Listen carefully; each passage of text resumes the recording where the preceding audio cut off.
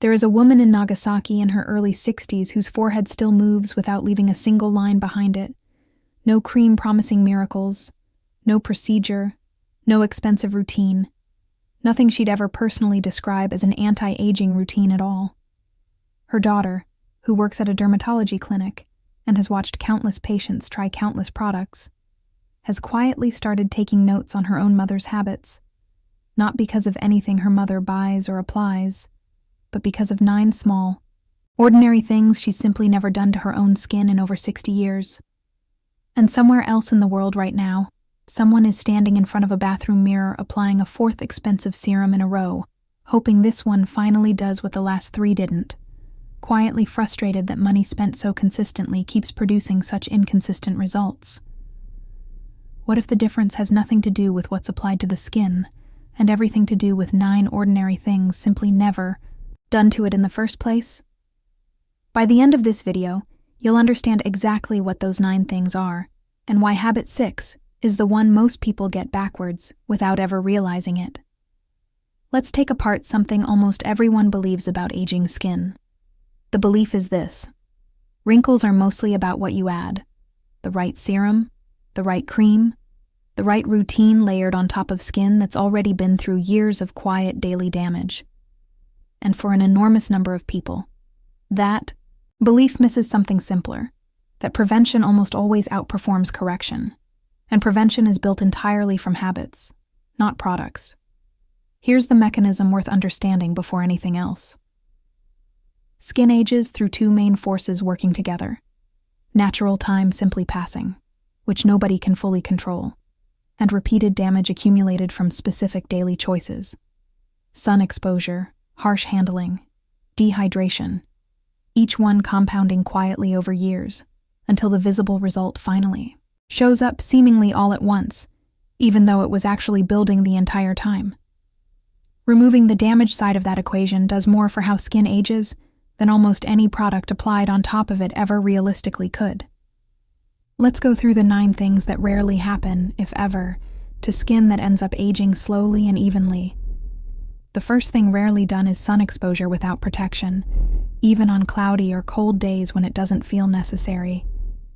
UV exposure is the single largest driver of visible skin aging, well ahead of natural time passing on its own, and cloud cover blocks only a small fraction of it, meaning unprotected days add up regardless of how mild or overcast the weather actually looks outside a window. The shift, daily sun protection, rain or shine, treated as completely non-negotiable, applied as automatically as brushing your teeth rather than something remembered only on obviously sunny days. The second is sleeping on the same side of the face every single night without ever alternating. Consistent pressure against a pillow in the same spot for years, night after night, contributes to compression lines that eventually stop fully releasing during the day, becoming a permanent feature rather than a temporary morning crease. The shift, alternate sleeping positions when possible, or sleep on your back more often than either side. It's a genuinely difficult habit to change since sleep position is largely unconscious, but even noticing it before bed and adjusting a pillow can shift the pattern over months. The third is washing the face with water that's too hot, which strips natural oils the skin actually needs to maintain its barrier. Hot water feels genuinely cleansing and satisfying in the moment, especially on a cold morning, and it quietly damages the exact protective layer that keeps skin resilient and well hydrated over time. The shift: use lukewarm water for washing, never scalding hot, even in winter when a hot shower feels most tempting and most justified. The fourth is rubbing the skin harshly with a towel instead of patting it dry. Repeated friction, done twice a day, every day, for decades in a row, quietly drags and stretches skin that's actually far more elastic and vulnerable in that specific moment than it ever appears to the naked eye. The shift: always pat the skin dry gently, never rub or drag a towel across it, leaving a slight residue of moisture behind, rather than scrubbing every last drop away. The fifth is chronic dehydration, not drinking enough water consistently throughout an ordinary day. Skin is remarkably sensitive to hydration levels specifically, and chronically underhydrated skin loses plumpness and elasticity noticeably faster than skin belonging to someone who simply drinks water consistently throughout an ordinary day. The shift. Treat water intake as a genuine daily habit, not an afterthought remembered only when thirst finally shows up, since thirst itself is already a somewhat late signal that hydration has slipped.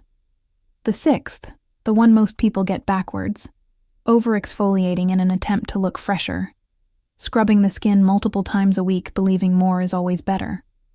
Aggressive, frequent exfoliation damages the skin's protective barrier over time, and a damaged barrier tends to age faster, redden more easily, and show irritation far more readily than skin that's simply left gently alone most days. The shift. Exfoliate far less often than feels intuitive, and choose the gentlest version available when you do, resisting the urge to scrub harder just because the skin still looks a little dull afterward. The seventh is chronic sleep deprivation, treating 5 or 6 hours as sufficient for years at a stretch. Poor sleep disrupts the body's natural repair processes, including the specific ones responsible for skin regeneration overnight. And that disruption, repeated for years on end, compounds into something visibly noticeable, eventually. The shift.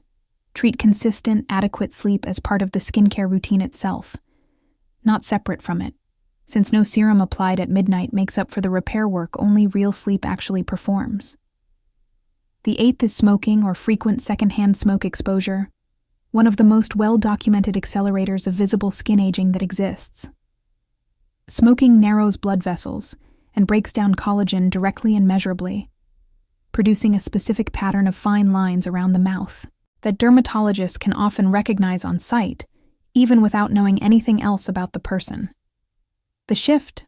Avoid it entirely, and limit exposure to it whenever realistically possible, since the damage from secondhand exposure accumulates in largely the same way as it would for the person actually smoking.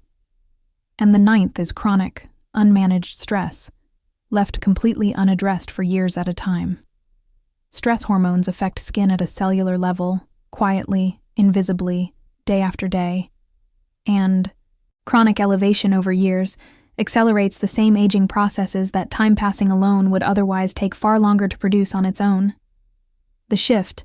Treat stress management as part of skin health directly, not a separate, unrelated concern, since a calm nervous system quietly does as much for the skin as almost anything applied to its surface. So here's all 9 in one breath. Daily sun protection, alternating sleep position, lukewarm water, patting dry, never rubbing, real hydration, gentle, infrequent exfoliation, real sleep, no smoke exposure, and managed stress. None of this requires an expensive routine, a dermatologist's office, or a single new product. It requires 9 ordinary things simply stopped, most of them costing nothing at all beyond a small daily adjustment repeated consistently enough to actually matter over years. Pick just one of these 9 to stop this week, the one you know is your worst habit, not the one that sounds easiest to claim you already avoid. Add a second next week, and by the end of a few months, most people find their skin genuinely looks calmer and more even, not because they added anything new, but because they finally stopped quietly working against it. The woman in Nagasaki has never once described her skin as a project she works on. To her, these were never really rules at all, simply things she quietly stopped doing decades ago, and never once felt the need to start again. If this changed how you think about your own skin, share it with someone who's tried 4 different serums this year alone and hasn't yet looked closely at what might actually be causing the damage in the first place, underneath all of it. Tell us in the comments which of these 9 you're breaking without ever realizing it, and which one genuinely surprised you the most on this list. We'll see you in the next one, and good luck with the lukewarm water tonight.